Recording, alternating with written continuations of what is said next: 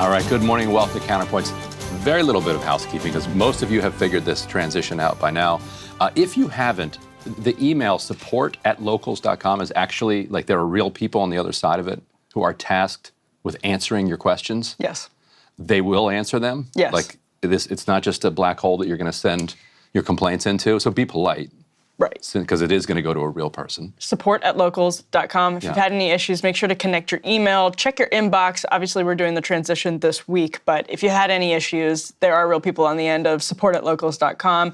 And we're working right now on Spotify connectivity, but that problem should be fixed soon. Appreciate you guys all hanging in there with us during this little transition period, but we're super excited, and everything has been going well with Breaking Points this week because Ryan's been around with the Magic Touch Bro Show. Yes. But welcome to Counterpoints on that note.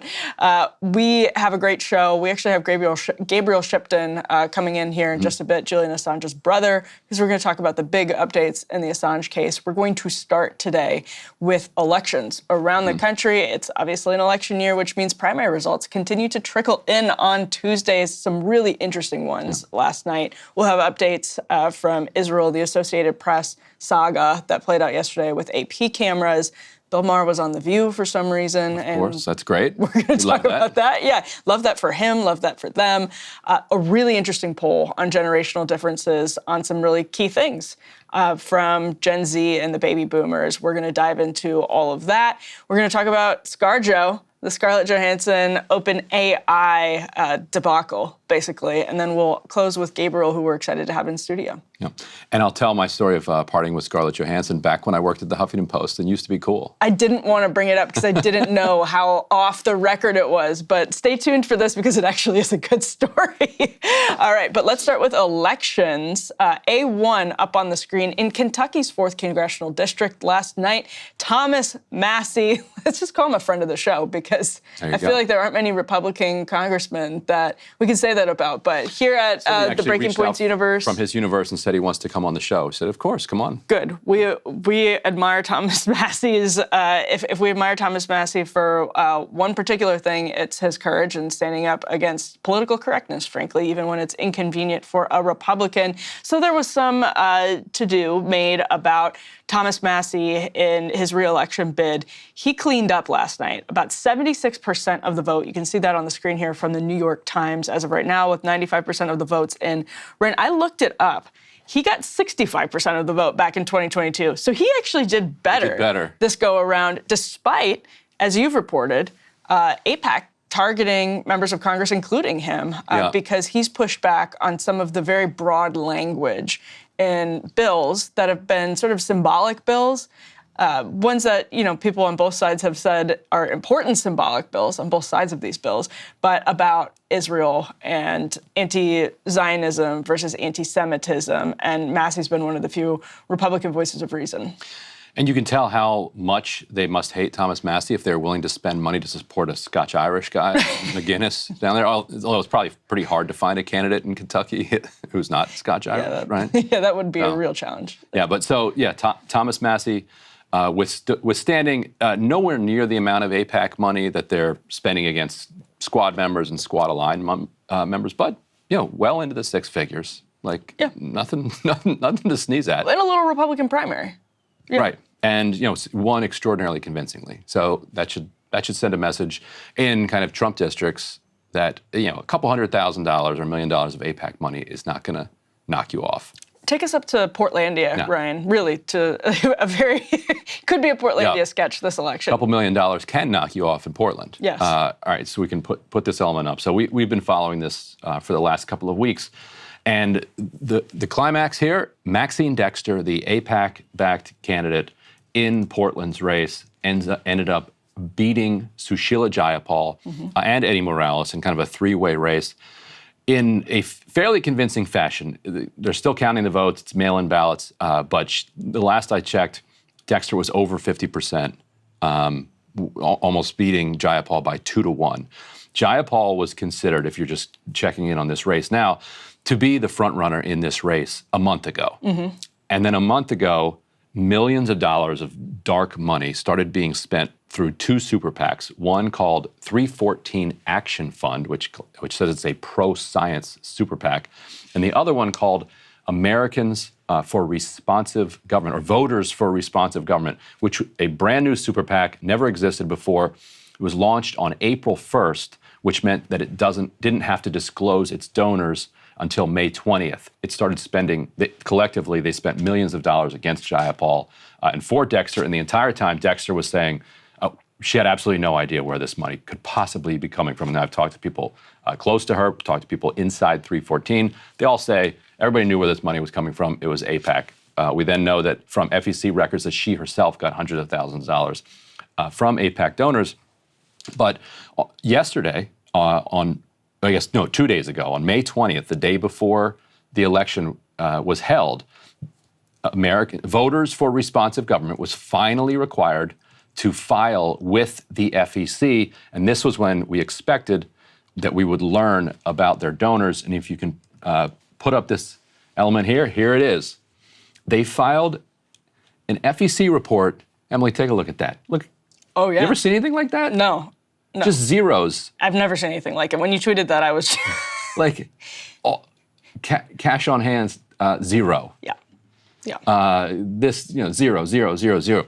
And so what they're clearly saying there is that whoever we got this money from would be too toxic, even with 1 day before the race, to disclose publicly. Now, explain to people how they get away with that. Yeah, so what they're basically going to do is they're going to file an amended return with the FEC, which will disclose who their donors are and say, whoops, who could have seen, how did this happen? Interns. Yeah. We turned in the wrong paper. This one was under the couch. This is our fault. FEC will then fine them.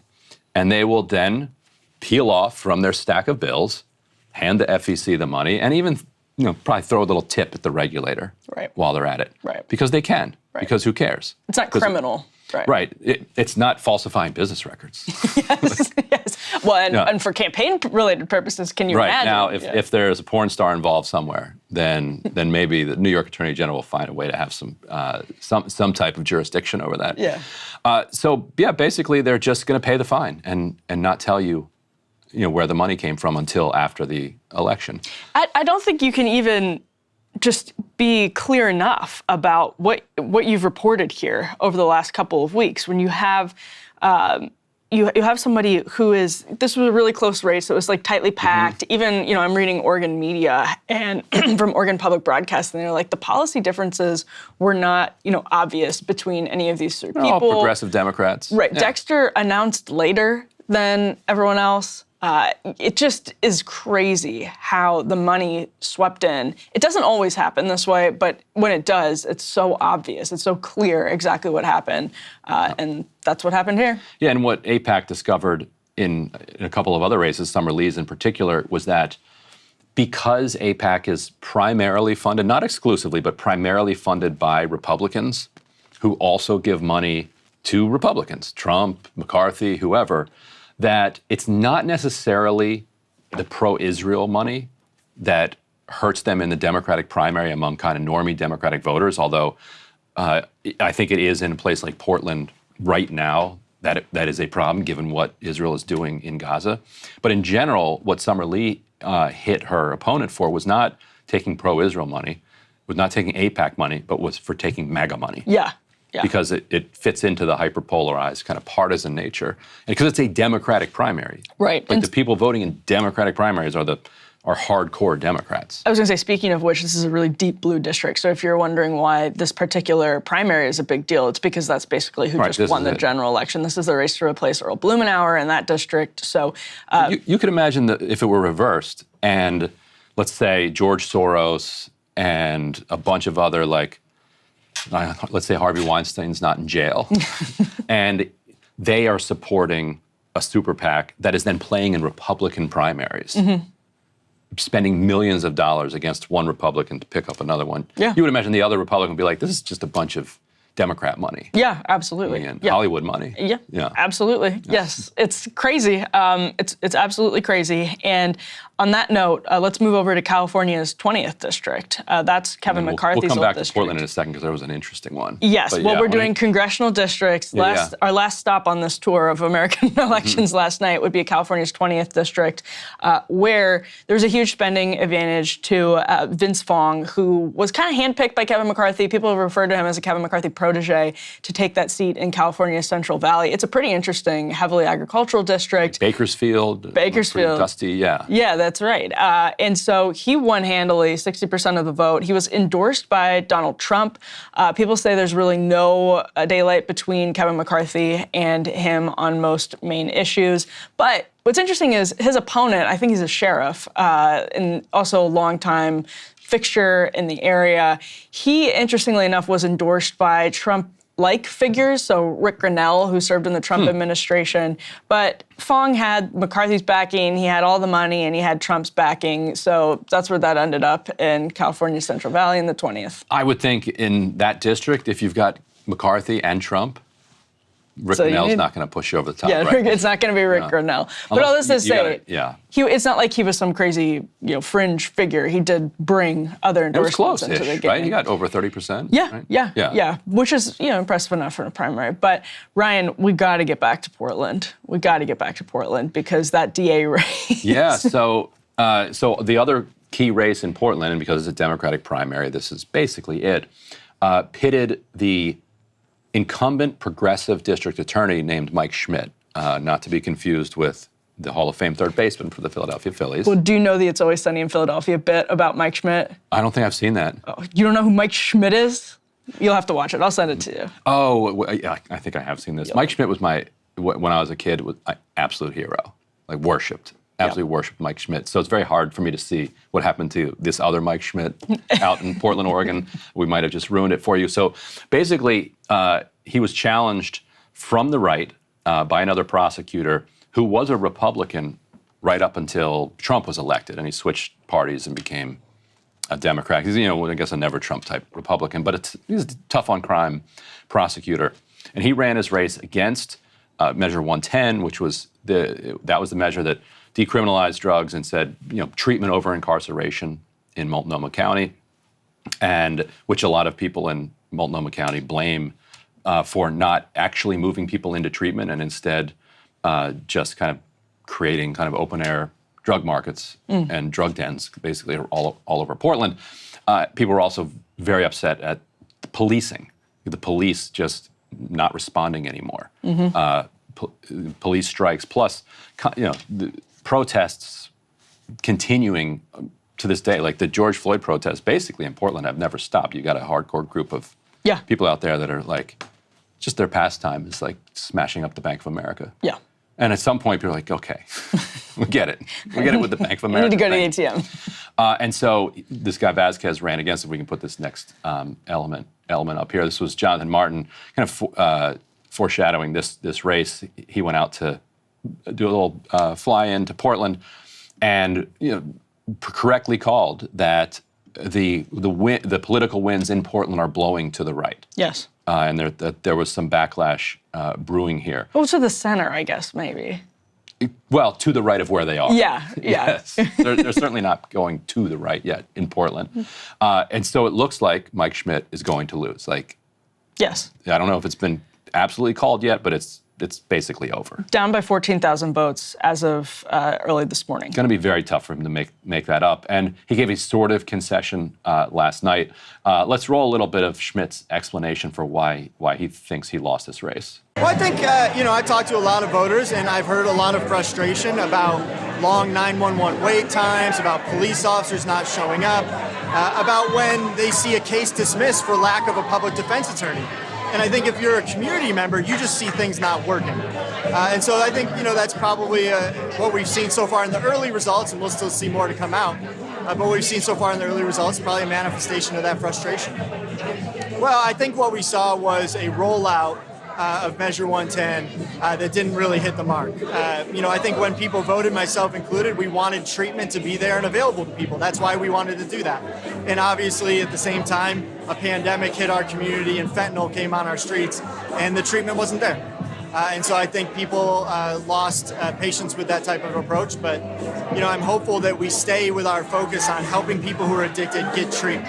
I think that's the key, and that's how we're actually going to make progress on this fight. There's so many things that I look back and am proud of. Rebuilding the office, bringing up the staffing, I'm very proud of that. Helping rebuild the infrastructure, but also a lot of the disparity work with the Justice Integrity Unit. We've more than doubled the number of wrongful convictions found in Multnomah County. We've corrected those. We're helping people get their records expunged so they can get jobs, they can get into housing, they can go to their kids' basketball practice. And those are the folks that have earned those expungements so their records can be cleared. So I'm very proud of a lot of the work that we've done in the DA's office. So this ties into the Jayapal race in the sense that Jayapal was herself, she resigned from the Multnomah County Commission in order to run for Congress. And when the AIPAC-backed super PACs came in, the thing that they attacked her for was being on the Multnomah County board and not solving the homelessness crisis. And the homelessness crisis was a proxy for everything else going on in Portland. And what we learned in Summer Lee's race, for instance, is not only was she able to hammer her opponent for taking MAGA money, she was just utterly squeaky clean. Like there was nothing that they could hit her on. Like no stray comment that it could even be taken out of context. They just had to basically use old racist tropes to try to go after her. Like they had nothing. And so all the money in the world has a harder time breaking through if you don't have anything to cling on to. And with Jayapal, they basically tied the entire county commission around her. And they said, the ads were basically, you don't like that the county commission didn't fix homelessness, don't reward Jayapal with an elevation to Congress. And if people really loved what the county commission was doing, the ads wouldn't have worked quite as well as they did, even though they were filled with lies and saying they literally said that she was abusing puppies and cats. Yeah. It was crazy over the top stuff. Sort of like Kristi Noem behavior. Yeah, but it fit, yes, exactly. But it fit into a feeling among Portlanders that things were not going well after the passage of this Measure 110. And speaking of that connection, Blumenauer himself even criticized it as malpractice. That's quoted in the implementation of the referendum. And the Jonathan Martin piece ties this into the big national story, which is you've had Kim Foxx didn't run again in the Chicago area where there have been all kinds of issues with crime since the pandemic and drugs and just typical from what a lot of big cities, even right here, have dealt with in different ways, especially since 2020 and obviously for a long time, but especially acute in the years after the pandemic and the pandemic itself. Jonathan Martin also mentioned George Gascon, who's facing a challenge in November. Chesa Boudin obviously was recalled. The other person I would mention in all of this is London Breed, the mayor of San Francisco, who did a similar seesaw to what you're seeing in some places in Portland, where it's like, we can run on this, experiment with this, and then when the public is unhappy with the results, you have to sometimes take an L. London Breed definitely took the L. Where I disagree with Jonathan on that is that, and also Breed was the right-wing candidate in that runoff in San Francisco. And so anything that although she's a Democrat. Yes, they're all Democrats out there, unless they're green. And so anything that she did, it was only because she was pressured to do it, and then she backed off it, the very second she could. When she had a chance to appoint people as supervisors, she appointed literally the spokesperson for the cops. That's who she put on the board of supervisors when she had an opportunity. If you look at Dallas, Houston, you look at a ton of other even small town DA races, they're doing really well. Chesa Boudin is like the outlier, and they were trying to. This is the San Francisco guy. They were trying to yank him out of office before he was even sworn in, and spent millions to do it. And things have not gotten better. They're like, it's all Chase's fault. Well, and Karen Bass not so won. much. Yeah, right. She defeated Karen Bass won. Centrist. And so a bunch of progressive DAs have hung on. I think I wouldn't overread too much about what's going on in Portland. Portland, I don't think anybody would disagree, is a unique city. Yeah, I agree with that. And what defenders of the policy will say is that, and this sounds like true communism has never been tried, was that they didn't actually ever implement a policy. Oh, yeah, I agree with that. Yeah, they absolutely. talked about implementing a policy. Right. And they passed half the laws. But then the Multnomah County Commission, and they deserve blame for this is not COPE, just devolved into infighting. Yeah. And left money unspent and engaged in these little petty turf wars.